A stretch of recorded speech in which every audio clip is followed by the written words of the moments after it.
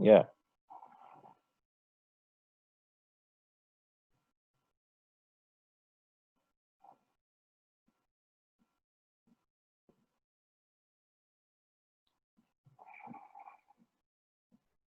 Ya mungkin, pertama sudah baca RPS-nya kan ya. Jadi, UTS 35%, UAS 35%, 30% adalah, eee, dari aktivitas ya.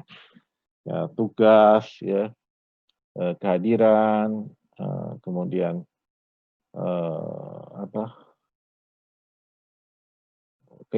keikutsertaan dalam pembelajaran, ya kayak gitu ya. Ya sikap, ya kayak gitu-gitu ya. Nah itu ada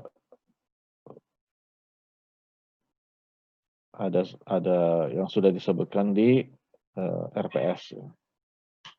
Nah untuk yang pertama ini, terkait dengan, eee, mengantar daripada statistika itu. Ya ini kita menggunakan bukunya Triola ya, Triola Mario F. Triola, Essential of Statistics, edisi kelima tahun 2015. Plus ada data buku pendukung juga ya. Intinya di sini kita akan jelaskan bagaimana pentingnya statistika dalam kehidupan lah, ya. Ada, eee,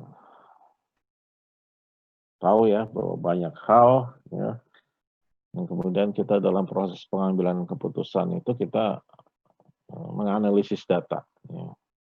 Nah, salah satunya data-data yang kita kumpulkan ya, bisa melalui kajian, survei ya, polling dan lain sebagainya. Yang kemudian, data tersebut, bisa menggambarkan kondisi yang sebenarnya. Nah, statistika itu salah satu yang tujuannya itu bagaimana kita bisa menggambarkan kondisi yang sebenarnya hanya dengan kita mempelajari atau mengambil data dari yang sebagian gitu. Istilahnya kalau kita punya populasi, nah kita bisa mengambil atau memahami karakteristik dari populasi itu hanya dengan ya mengambil data dari sampel, sebagian daripada populasi. Nah, itulah hebatnya statistika di situ ya.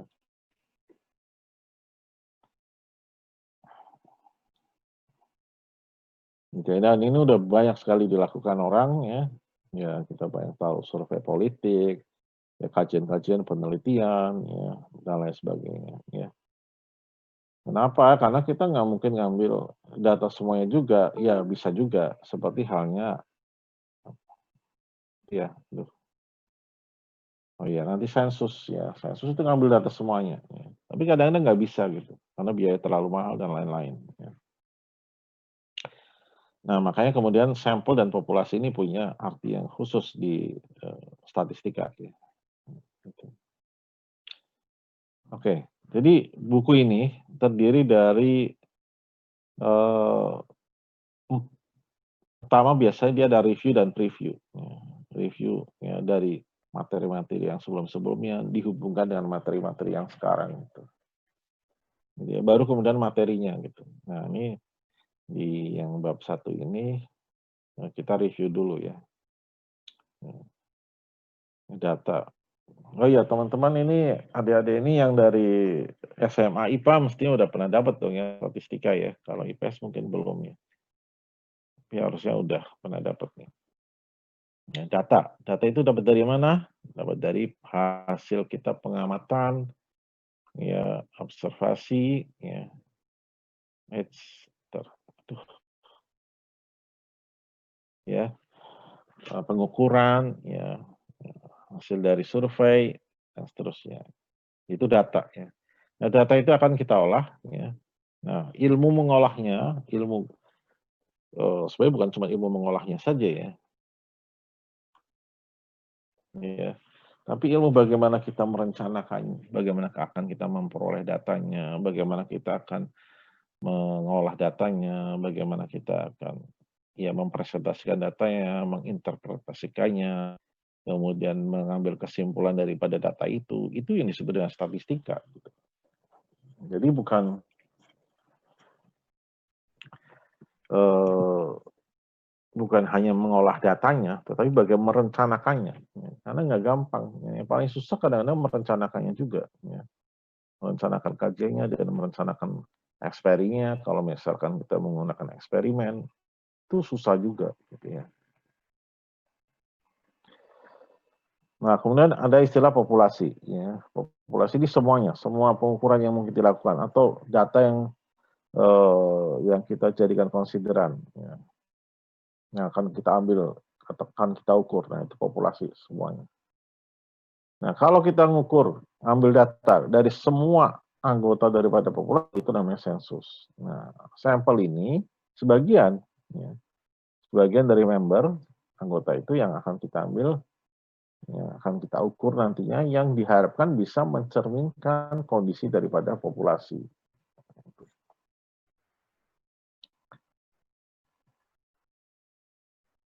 Ya, ini contohnya. Sebenarnya contohnya banyak ya. Saya juga banyak ya. Nah, misalnya ini Gallup ya, dia mengumpulkan data dari apa namanya 1013 orang dewasa di Amerika. Ya. Kemudian hasilnya memperlihatkan bahwa 66 responden itu cemas ya mengenai pencurian identitas. Ya. Banyak ya, karena mungkin datanya udah tersebar kemana-mana data kita sehingga apa namanya identitasnya ada kemungkinan bisa diambil oleh orang lain. Nah, itu. Nah, populasinya itu 240 juta. Itu populasinya. Nah, sampelnya itu hanya 1013. Nah, ini ada ilmunya nih, kenapa bisa mengambil sampel cuma 1000 untuk menggambarkan 241 juta orang. Ya, jadi tujuannya adalah bagaimana kita menggunakan sampel data tadi, ya, data sampel untuk mengambil sebuah kesimpulan terkait dengan seluruh populasi.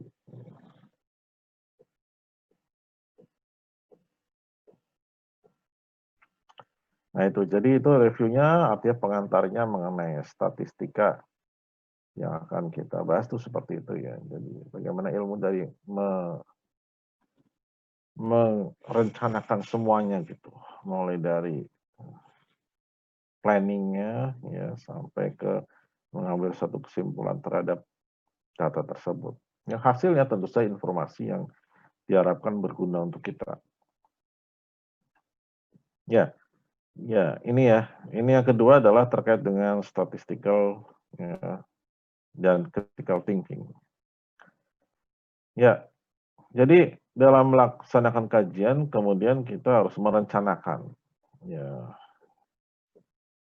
Nah ini, ada 3 tahapan kalau menurut Triol ini. Di tempat lain ada 6 tahapan dan lain sebagainya. Ya.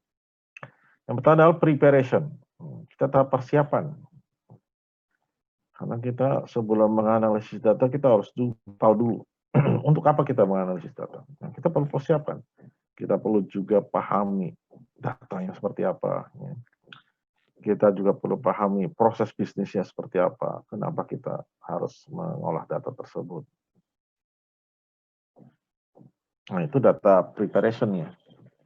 Kalau di tempat lain namanya data preparation. Ada data understanding. Kalau di sini prepare aja. Ya.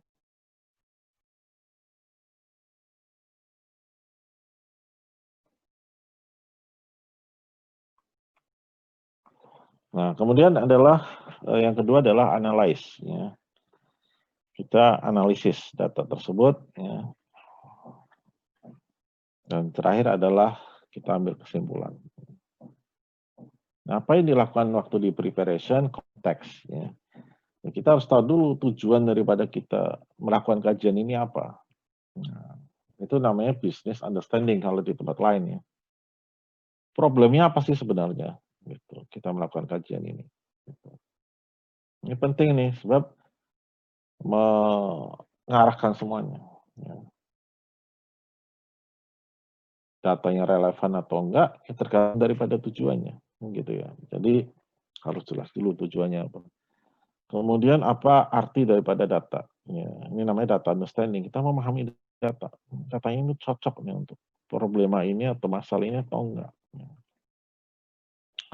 Jadi adik-adik kan ini semester 5 ya. Bisa jadi semester 6 nanti akan ada KTTA. Bisa jadi pakai statistik ini. Nah, apa-apa ya. Selama ini saya membimbing KTTA belum ada yang pakai statistika nih. Siapa tahu nanti ada pakai statistika ya. Jadi cara ngambil sampel yang benar ya, bisa menggambarkan populasi yang juga benar, itu bagus banget gitu. Toh sudah belajar statistika ya. Nah, statistika ini ilmu yang kemudian berguna untuk ya nanti sekarang berguna ya, pekerjaan nanti juga yakin pasti menggunakan ilmu statistika ini. Karena apa? Karena kita banyak bermain dengan data ya. Data kita punya banyak. Apa gunanya kalau nggak kita olah? Tapi cara mengolahnya gimana? Statistika ini main. Belum nanti ada masalah big data ya. Itu semuanya statistika semua mainnya. Big data, kemudian data analytics ya. Ya, data mining. Ya itu gimana kemudian kita bisa memanfaatkan data yang ada untuk bisa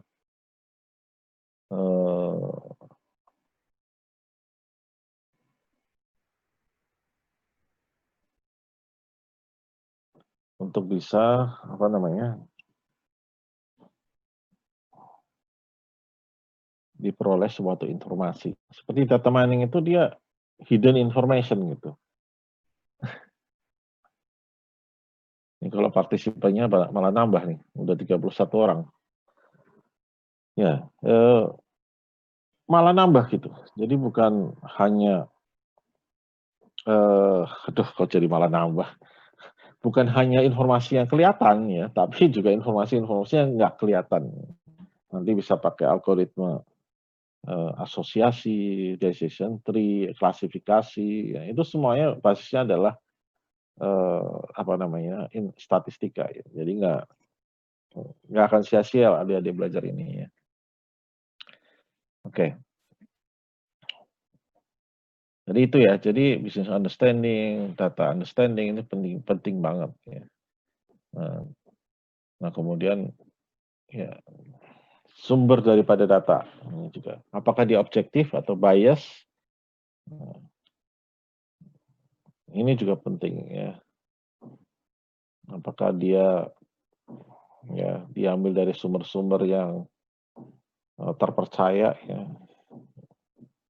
atau bias atau enggak ya. Bias ini ya misalkan kalau pakai random sampling itu nggak bias ya. Tapi kalau pakai kita confidence sampling ya kita tanya di pinggir jalan ya. Karena kalau random sampling tuh kita harus tahu ya, populasi seharusnya itu siapa, kemudian kita ambil satu-satu secara random, nah baru kemudian dia tidak bias. Tetapi kalau bias ini contohnya kita ingin survei ya pengguna transportasi KRL misalkan. Ya.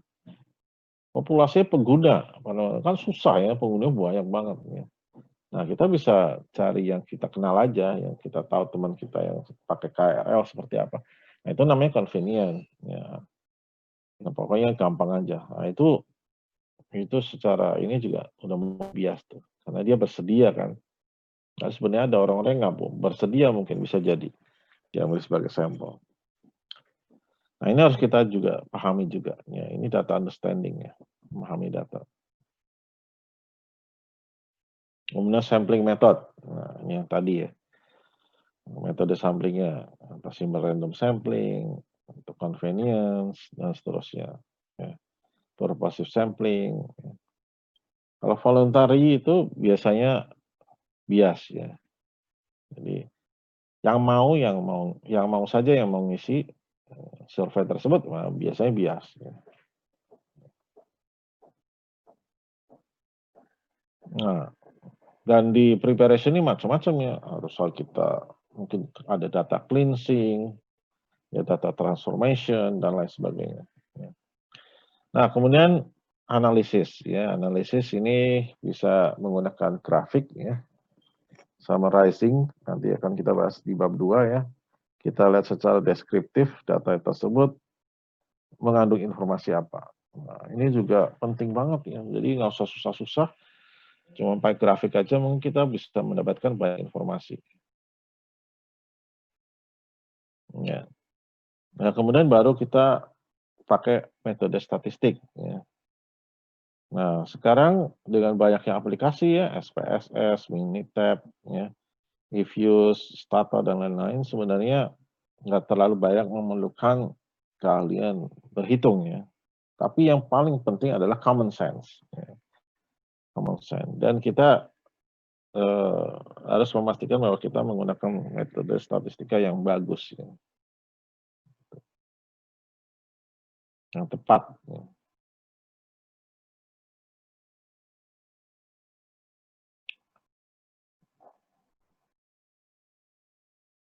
Ini teman-teman ini paling jauh dari mana ya?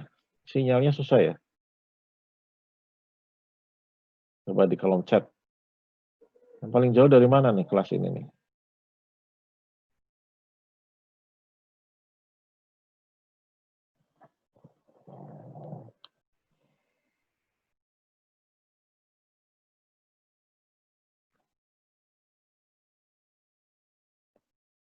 Nggak ada yang merasa paling jauh? Makassar ya? Wih, Makassar. Tapi Mbak, ini Mbak ya? Atau Mas?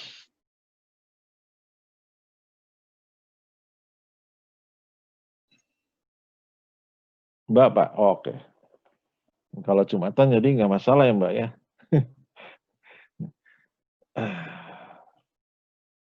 Ya,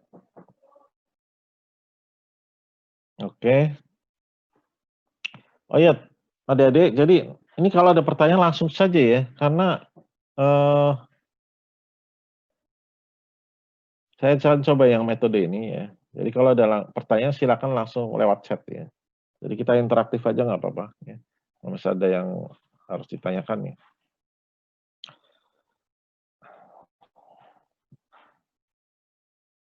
Nah, tahapan ketiga adalah menyimpulkan. Nah, ini ada istilah statistical significance. Ini banyak ditanyakan juga ya. Signifikan secara statistik. Ya. Signifikan statistik artinya bahwa kita hasil tersebut adalah tidak mungkin terjadi secara kebetulan. Gitu.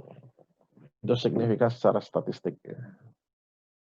Ya, jadi misalkan secara kebetulannya signifikannya itu secara statistik 1% itu terjadi secara kebetulan. Nah itu kan jadi kayaknya hampir nggak mungkin gitu. Signifikan secara statistik. Nah, yang kedua ya terkait dengan practical significance. Practical significance. Jadi memang bisa jadi dia secara statistik dia signifikan, tetapi dia nggak praktik, nggak bisa digunakan gitu loh sehari-hari gitu ya. Ngapain secara common sense itu nggak menguntungkan juga gitu, walaupun dia secara statistik dia signifikan. Jadi ada dua kesimpulan itu. Jadi ini buat rekomendasi bisa ya. Ini contohnya ini ya program diet dari Atkin ini. Dia setelah 1 tahun menjalani diet, bayangin aja 1 tahun, 40 subjek ya, yang menjalankan diet tersebut, dia berhasil menurunkan beratnya 2,3 kilo. Kalau kita pakai analisis statistik, kita simpulkan itu efektif. Ya, dia signifikan. Setelah kita uji beda dan seterusnya, ternyata signifikan. Tapi secara praktikal, ya, dia nggak signifikan. Ya, bukan nggak signifikan ya. Secara praktikal dia nggak worth gitu. Itu udah capek-capek setahun diet, turunnya cuma 2,3 kilo. Itu luar biasa. Effortnya udah luar biasa, turun cuma 2,3 kilo. Jadi memang secara statistik dia signifikan, tetapi ya secara praktikal nggak akan kepakai juga. Itu maksudnya.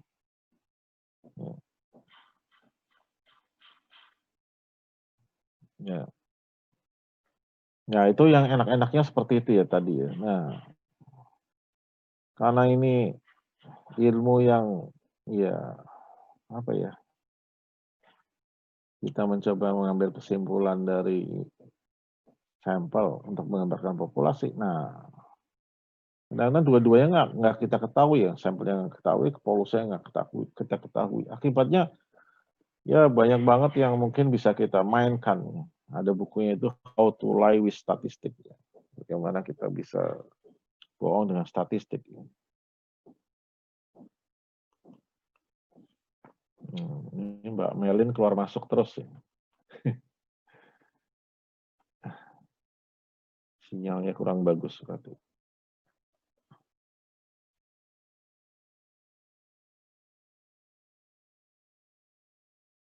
Ya, contohnya ini ya. Jadi ada dua variabel ya. Misalkan merokok sama denyut jantung, pulse rate. Nah, mungkin dua-duanya terasosiasi ya, atau terkorelasi, ya. Ada hubungannya. Tapi bukan berarti itu mengisyaratkan causality atau sebab akibat. Bisa jadi yang lain gitu ya. Jadi kalau penyebabnya biasanya secara medis nanti harus dicari dulu, benar nggak? Tapi kalau mungkin berhubungan, ada hubungannya. Nah, itu namanya misleading conclusion. Ya. Kesimpulan yang mislead. Kemudian small sample, ya. Sampel yang terlalu kecil. Ini juga nggak boleh kita ambil satu kesimpulan yang sampelnya itu terlalu kecil. Kemudian terkait dengan pertanyaan. Jadi wording dari pertanyaan itu juga seringkali misleading. Ya. Misleading.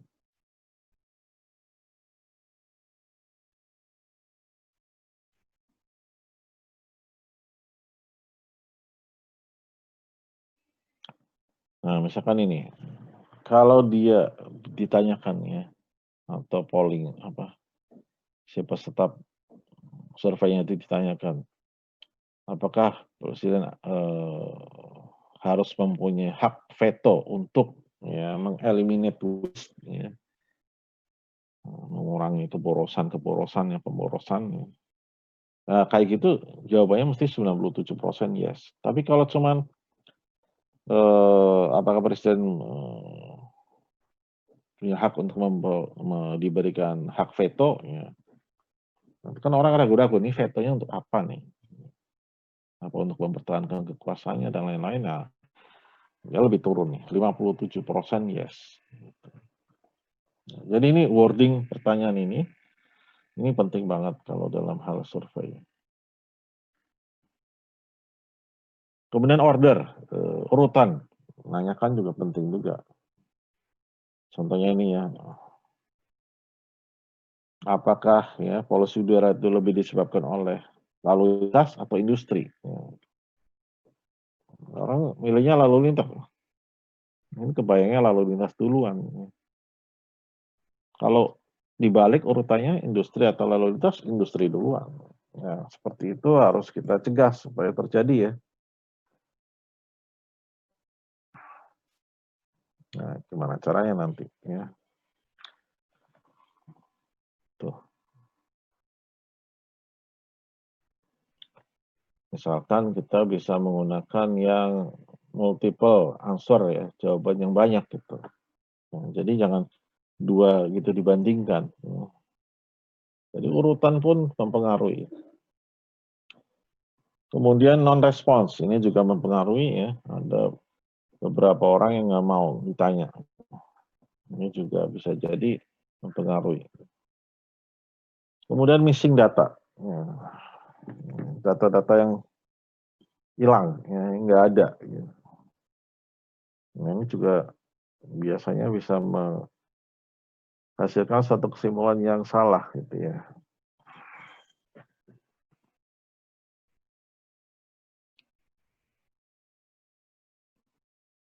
Kemudian terlalu persis sama angka ya.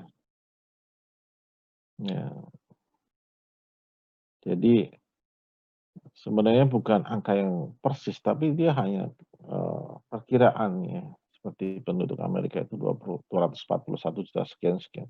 Itu mesti perkiraan. Akurat sebenarnya ya kita nggak tahu yang sebenarnya karena itu hanya perkiraan saja. Bisa jadi ada yang kelewat. Kemudian juga persentase, itu juga kadang-kadang misleading ya. Misalkan ini kalimat ini kan, kita telah melakukan perbaikan 100% ya di dalam waktu 6 bulan. Nah, tapi 100% terhadap apa gitu ya. Nah, ini nggak jelas ya. Apakah kemudian 100% itu berarti dia nggak melakukan kesalahan sama sekali? Kan nggak juga.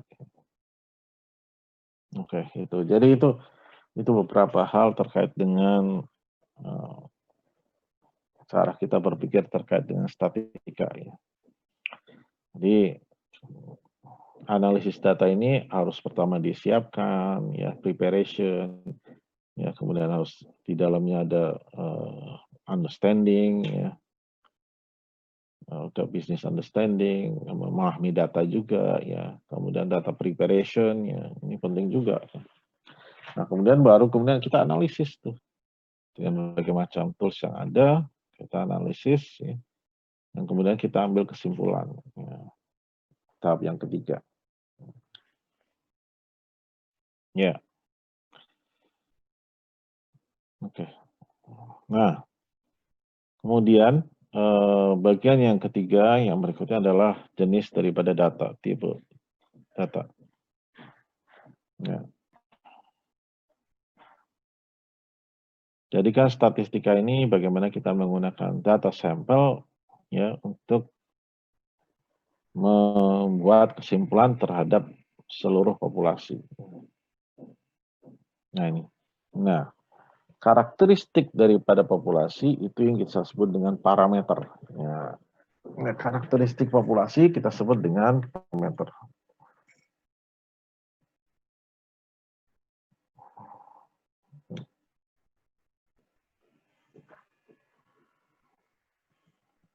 Jadi parameter daripada populasi.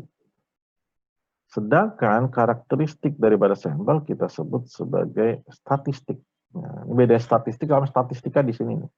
Itulah statistika tadi kan ilmunya. Ilmu untuk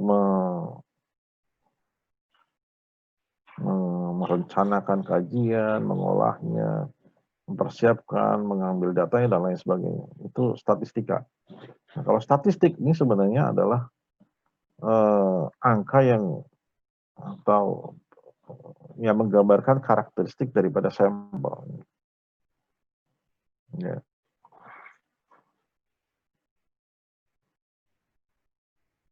Yang diharapkan kemudian statistik ini bisa menggambarkan parameter daripada populasi. Gitu.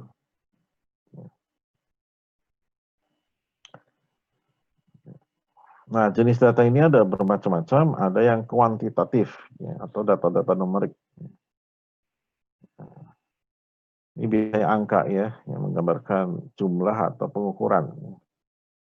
Misalkan berat daripada supermodel, umur daripada responden, ini kuantitatif.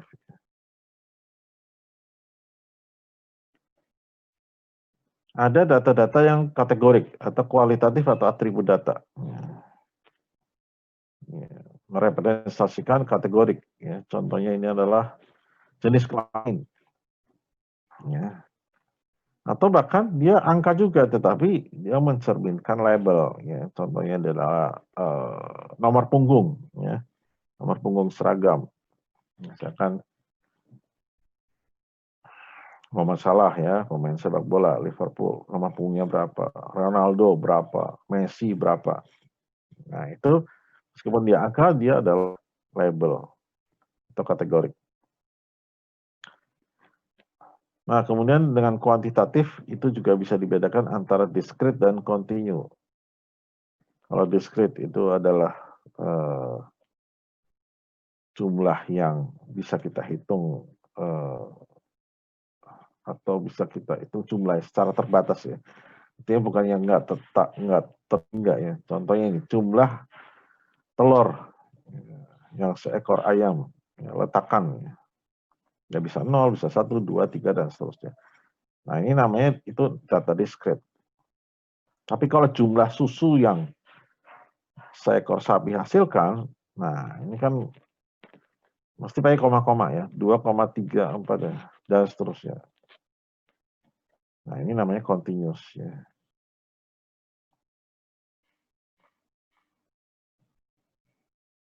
Dua-duanya hasil pengukuran ya, baik discrete maupun continuous. Nah, cara lain kita mengklasifikasikan data itu dengan menggunakan level of measurement. Ya. Pertama adalah nominal. Nominal ini data yang tidak bisa, ya, hanya terdiri dari nama, label, maupun kategorik, dan tidak bisa diurutkan. Contohnya ya, tidak, ya. Laki-laki, perempuan. Itu hanya label saja, dan tidak bisa diurutkan. Ya. Meskipun itu nomor punggung ya, nomor punggung pemain bola ya. 1, 2, 3, 4, 5. Nggak bisa, nggak ada hubungannya sama urutnya ya. Itu nominal. Nah, lain dengan ini, ya, ordinal. Ordinal ini juga sama sebetulnya, label, tetapi dia itu bisa diurutkan. Contohnya kalau nilainya, nilai mata kuliah ini misalkan bisa A, bisa A minus, bisa B plus, bisa B, bisa B minus, dan seterusnya. Nah, itu bisa diurutkan. Tetapi jaraknya itu antara nilai-nilai tersebut nggak ada nilainya. Ya.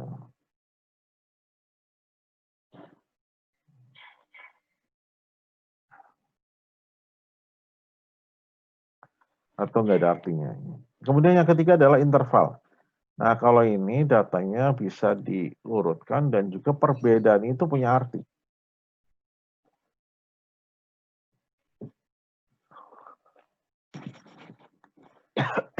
Ya, misalkan tahun 1000, tahun 2000. Nah, perbedaan antara tahun ini punya arti.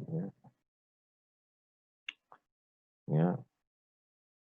Suhu, ya, temperatur 30 derajat sama 60 derajat. Itu punya arti. 2 kali lipatnya dan seterusnya. Tetapi nggak ada angka 0, ya, nggak ada 0. Yang ada angka 0-nya, apa ini contohnya? Itu namanya rasio. Ya. Misalkan harga, ya, atau berat, itu ada angka 0-nya. Ya. Ya. Kalau ada angka 0-nya berarti dia nggak ada apa-apa. Misalkan harga daripada textbook. Ya. Kalau ada angka 0-nya berarti gratis, ya, nggak ada nilai, nggak ada apa-apa di situ. Kemudian $100 sama $50 ya 2 kali lipatnya ya. Ada jarak yang jelas di situ. Nah, ini levelnya rasio. Ya. Nah, ini semuanya bisa kita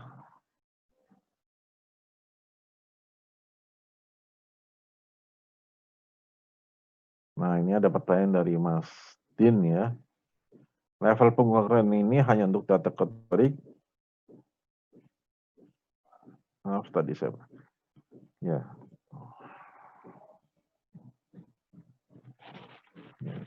Enggak, Mas. Jadi yang kategorik itu biasanya di ordinal sama nominal ya. Di nominal sama ordinal ya. Yang pertama kan nominal tuh. Misalnya SD bukan SD, SMP, SMA ya. SD, SMP, SMA itu kan ordinal, bisa diurutkan gitu. Nah, itu kategorik tuh.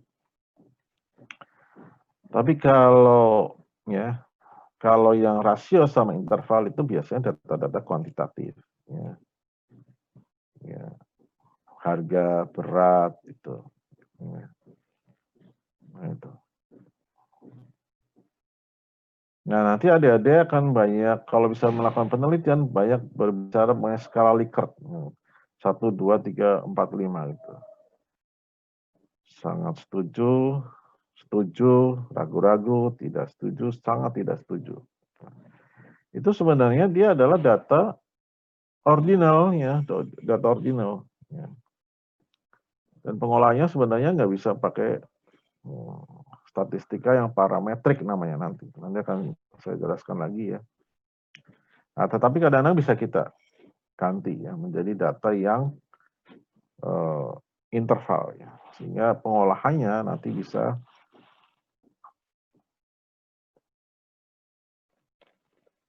dilakukan dengan menggunakan statistika yang parametrik. Ini dari Wahyu ya. Izin bertanya Pak, interval level tadi datanya bisa diurutkan dan jaraknya punya arti. Maksudnya jaraknya punya arti itu seperti apa?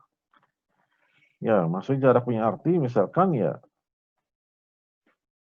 interval ya.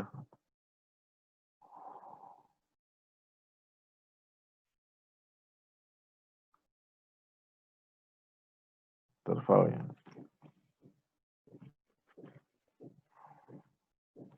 Misalkan ini di sini contohnya adalah tahun. Tahun 1000 sama tahun 2000 itu ada beda 1000 tahun.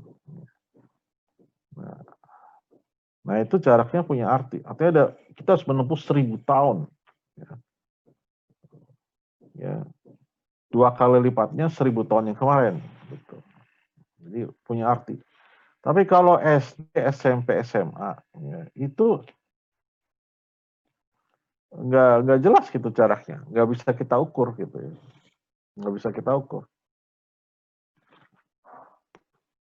Itu Mbak ya kayaknya nih, Mbak Wahyu ya. Gitu. Contoh lain suhu ya,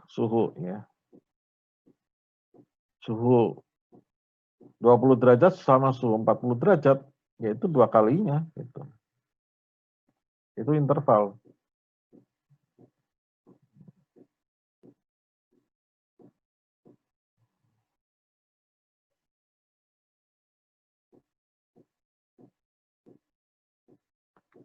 Jadi ada jaraknya gitu. Jaraknya mempunyai arti ya. Contoh lain apa yang lebih jelas lagi ya? Soalnya membedakan dengan yang rasio. Kalau rasio gampang banget soalnya contohnya. Ya. Kalau rasio ini kan jaraknya selalu punya arti dan dia ada nilai nolnya gitu. Contohnya tadi berat. Kalau beratnya 0, ya berarti nggak ada beratnya sama sekali kan. Tapi kalau beratnya 2 kilo sama berat 4 kilo, nah itu punya jarak yang jelas. Gitu.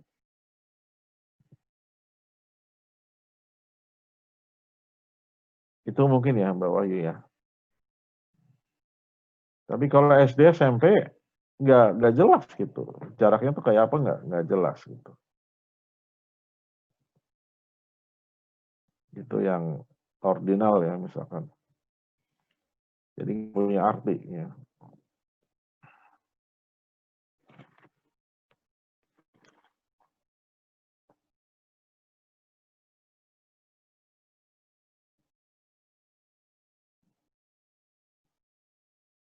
Jadi bedanya interval sama rasio ya karena rasio ini lebih punya ada nolnya itu.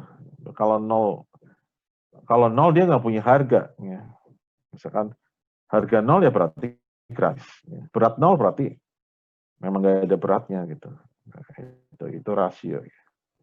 Nah, interval sama rasio ini nanti bisa kita gunakan statistika yang parametrik ya, nanti kita belajar lagi ya. Bagaimana mengambil kesimpulan dan lain-lain biasanya menggunakan yang interval yang rasio dan measurement level measurement yang rasio dan interval. Nah ini ya, jadi nominal hanya kategorik saja, laki perempuan nggak bisa kita urutkan ya. Ordinal kategorik tetapi bisa kita urutkan. Ya, kalau interval ini dia punya perbedaan tetapi nggak ada nolnya. Rasio juga punya perbedaan dan ada nolnya.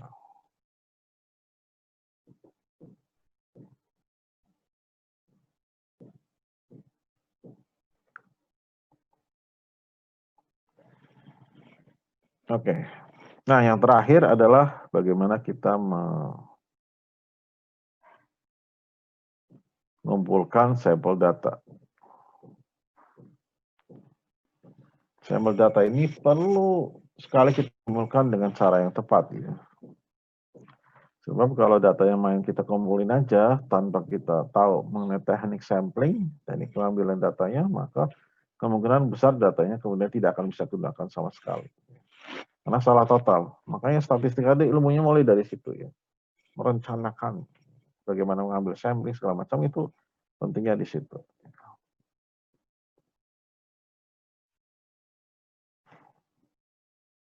Metode yang digunakan untuk mengambil sampel itu akan mempengaruhi kualitas daripada analisis dari statistik kita ya. Yang paling sederhana namanya simple random sample.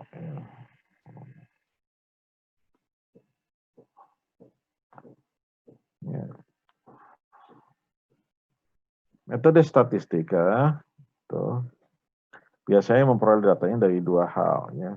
Pertama dari pengamatan dan kedua dari eksperimen. Nah, pengamatan ini kenapa disebut dengan pengamatan? Karena dia hanya mengamati saja. Ya. Tanpa kita mencoba ya berinteraksi dengan subjek yang mau kita ambil datanya. Kita nggak modifikasi sama sekali subjek tersebut. Ya. Ya, survei segala macam itu biasanya pengamatan, ya, observasi. Ya. Tetapi kalau eksperimen itu kita ubah. Ya. Misalkan yang dikasih vaksin, kayak sekarang ini lagi coba menemukan vaksin COVID ya. Nah itu namanya eksperimen tuh. Ya. Biasanya pakai modelnya double blind ya. Ya, orangnya juga nggak tahu dikasih vaksin beneran atau enggak. Yang ngasih vaksin juga nggak tahu ini vaksin yang saya kasih ini itu vaksin beneran atau enggak. Sama saya nggak paham. Itu namanya double blind. Ya. Nah, itu eksperimen. Nah seringnya ya kita seringnya sih pakai yang observasi ya pengamatan.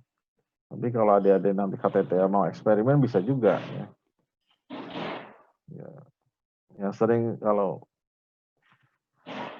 teman-teman misalkan pakai ya eksperimen itu misalkan terkait dengan kepatuhan pajak ya, terkait dengan saham ya, misalkan mahasiswa nih bagi dua nih, satu kasih duit ya berapa, satunya berapa, kemudian suruh main saham. Nah, kita kasih saham-saham yang seperti apa. Nah, itu ada di desain eksperimen itu. Itu mantep banget. Nah, nanti ini seperti apa ya hasilnya. Itu eksperimen, percobaan. Ini contoh dari observasi, misalkan ini si Paul Pew ini, survei 2.252 orang dan menemukan 59% dari mereka online-nya tuh lewat wireless, ya. Wi-Fi dan lain-lain. Nah ini namanya observasi karena hanya mengamati, ambil data. Tapi kalau masalah vaksin, dia biasanya eksperimen. 200.000 sekian dikasih vaksin, 200.000 sekalian kasihnya placebo. Ya. Mirip dengan vaksin, tapi nggak ada isinya gitu, air ya, misalkan seperti itu. Hasilnya seperti apa? Nah ini harus kita ini baik-baik ya.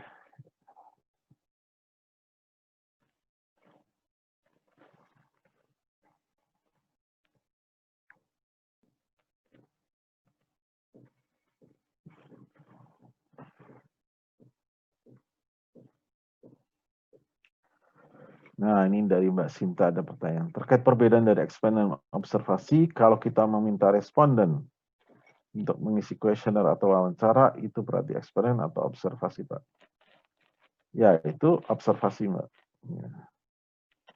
Observasi. Kenapa? Karena kita nggak memperlakukan sesuatu ke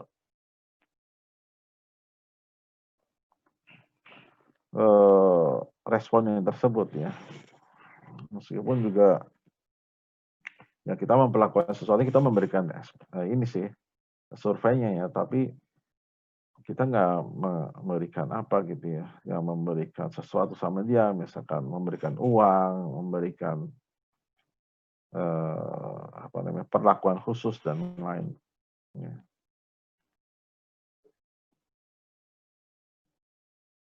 Itu Mbak. Jadi kita hanya observasi saja.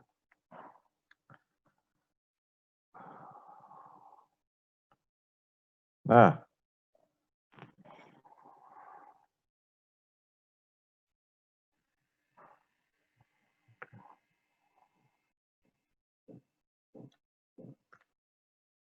simple random sample. Ini salah satu teknik pengambilan sampel. Ya. Ya. Ini dilakukan sehingga setiap sampel itu mempunyai ya, peluang yang sama ya, untuk dipilih. Ya. Jadi simple random sample. Ya. Ya. Jadi setiap anggota daripada populasi itu punya kemungkinan yang sama untuk dipilih. Itu random sample.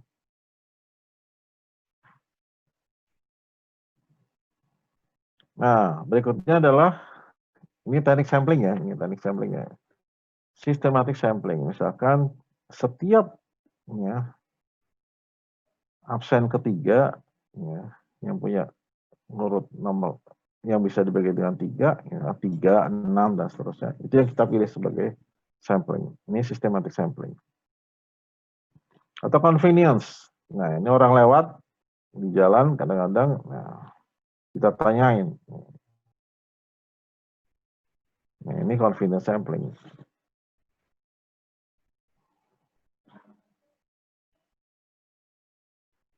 Nah, ini hasilnya tentu saja bias ya, bisa jadi. Ya. Kemudian stratified sampling. Ya, populasinya kita bagi 2 dengan karakteristik yang sama, misalkan laki perempuan. Nah, dari situ baru kemudian kita ambil samplingnya. Kemudian cluster. Kalau ini kita bagi berdasarkan section atau cluster. Ya. Kemudian dari situ kita pilih clusternya secara random dari cluster-cluster yang ada. Ya, kita pilih semua anggota daripada cluster yang kita pilih tadi. Nah, itu namanya cluster sampling. Nah, kemudian yang paling sering digunakan ini adalah multi-stage sampling, ya, mengkombinasikan yang tadi semuanya. Ya. Ya. Ya, bisa jadi dia cluster dulu, kemudian di cluster ini, kemudian di random. Nah, itu multi-stage sampling. Ya. Ya. Oke, ini jadi ringkasannya adalah ya, sampling ini ada bermacam-macam ya, mulai dari random, systematic, convenience, stratified, cluster, sama multi-stage.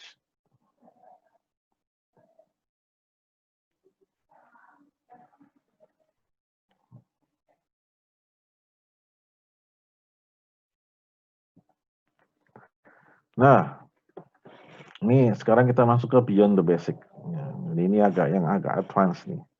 Nah, tadi itu ya dasar-dasarnya ya. Jadi bagaimana cara kita mengumpulkan data ya, perbedaan antara yang observasi dengan yang experimental design. Ya. Nah, untuk kajian ya bisa macam-macam. Ya, ada yang cross sectional. Data diamati, diukur, dan dikumpulkan pada suatu waktu di titik waktu. Waktu yang sama.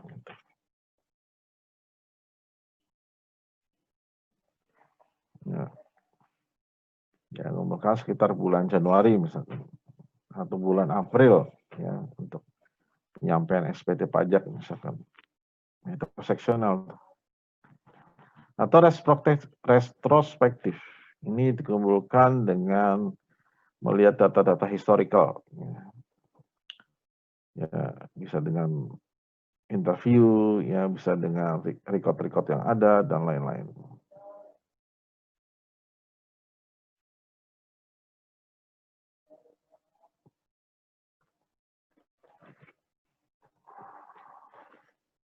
atau prospektif, ya, atau longitudinal atau cohort.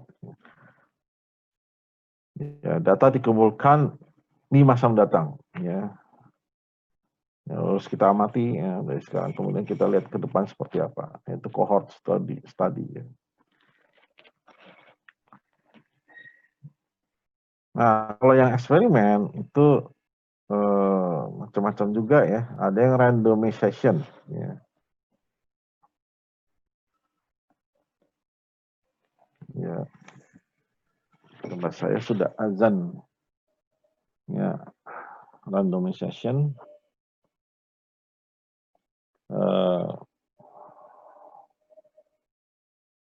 di buku ada ya, nanti bisa dilihat ini ya penjelasannya. Sebentar, kita masuk ke buku aja.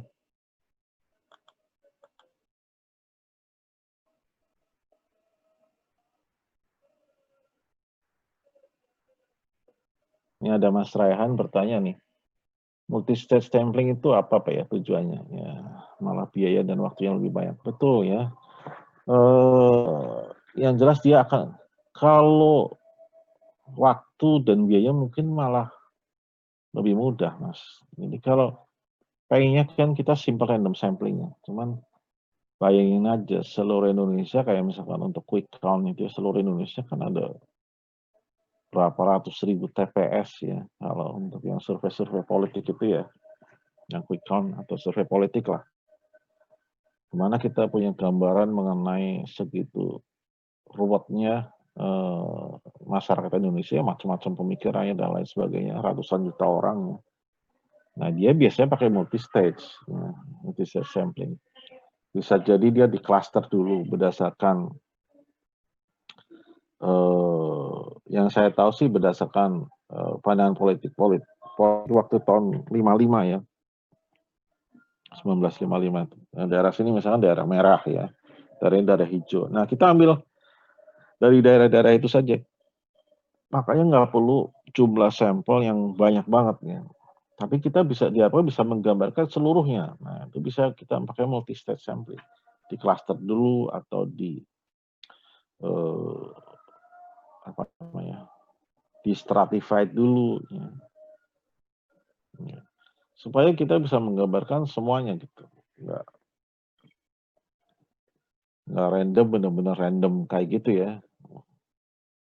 Tapi dia harus ada preferensi. Nah, itu ada ilmunya lagi ya. Ya, itu rahasia daripada masing-masing surveyor itu biasanya. Gitu Mas Rehan. Jadi mungkin malah mempermudah gitu ya. Mungkin malah mempermudah gitu.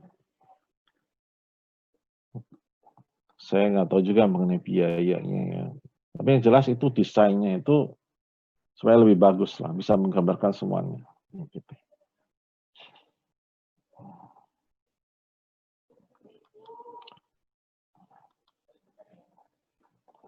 Ya. Ya, kemudian terkait dengan eksperimen nih saya liatin buku aja ya sebentar.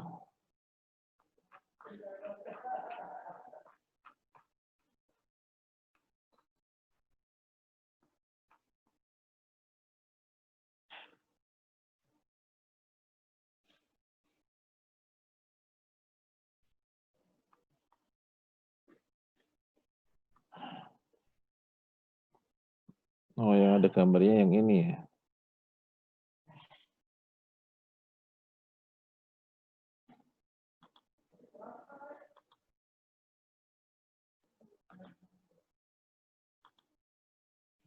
Nah, ini ya.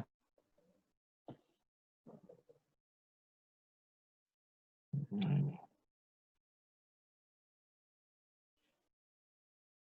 ini desain yang nggak bagus nih ya. Ya ini yang perempuan ya di-treat semua, tapi yang laki-laki ini placebo semua. Nah, ini kurang bagus nih. Bagus lagi kita randomize, ya, randomize seperti ini. Laki perempuan ya, mana yang placebo nggak jelas ya. Itu bisa seperti itu ya. Di random benar-benar ya. Atau randomize block ya. Ya. Ini blok yang perempuan kita randomize ya. Hanya yang kedua sama kelima yang kita kasih treatment, yang lainnya placebo ya. Ya, block of men yang 1 sama 4, yang lainnya placebo. Nah, itu juga bisa ya. Kalau ini completely randomized ya. Kalau yang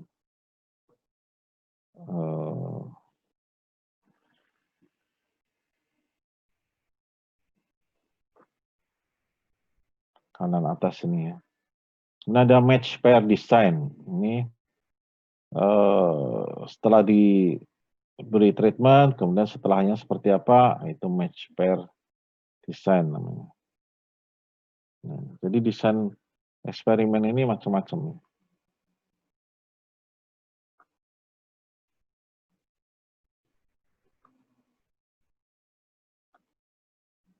Ya.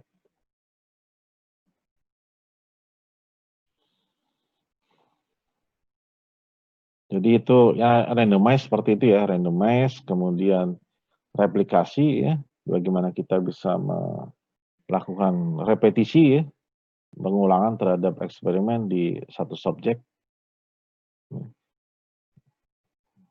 Kemudian blinding, ya, tadi sudah saya jelaskan sedikit ya, bagaimana kita melakukan blinding ya.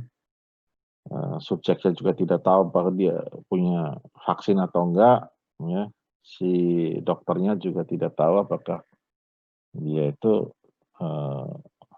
menyuntiknya vaksin atau enggak gitu. Ini double blind. Kemudian confounding, ya, apabila eksperimen itu tidak bisa membedakan antara berbagai macam faktor yang terjadi ya. Nah, ini sedapat mungkin kita hindari yang confounding ini. Nah, ini yang controlling effect tadi, ya, yang completely random atau randomized random block design, match pair design, atau yang susah lagi itu yang desain yang kita kontrol secara ketat. Ya, ini juga susah banget ini. Misalkan vaksin ini belum diuji coba ke orang yang perokok, yang punya penyakit ini dan seterusnya. Nah, ini kan nyari orangnya aja udah susah banget. Nah, tetapi harus kita lakukan itu ya. Itu desain yang terkontrol secara ketat. Oke, ini hanya summary-nya saja. Kemudian error ya. Seberapa hebatnya kita melakukan pengumpulan data dengan sampling, tentu saja masih ada error-error juga ya. Sampling error ya. Ya, karena perbedaan antara hasil daripada sampling dengan hasil dari kenyataan dari populasi, ini namanya sampling error. Kemudian non sampling error biasanya dari alat yang rusak dan lain sebagainya. Kemudian non random sampling error ya. Ya, hasil daripada kita sampling yang tidak pakai random ya, pakai convenience atau voluntary response, ini juga error juga di situ. Oke. Ya, itu saja mungkin kesempatan kali ini penyampaian materinya. Nanti kita lanjutkan ya jam 12:30 ya, dengan tanya jawab. Tapi untuk yang setengah jam ini sampai jam 12:30 saya mohon untuk mengerjakan soal-soal yang ada di apa namanya, di subsection ya, yang nomor absen ganjil mengerjakan nomor ganjil, yang nomor absen genap mengerjakan nomor genap. Ya. Di subsection 1, 2, 1, 3, 1, 4 ini masing-masing ada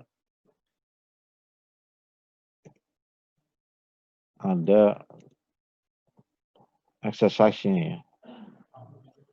Nah, itu tolong dikerjakan ya. Sebisanya aja selama setengah jam ini. Nah, nanti silakan kemudian bertanya di setelah jam 12:30. Ya, jadi kita istirahat dulu setengah jam sambil ngerjain tugas. Itu ya, sepakat ya?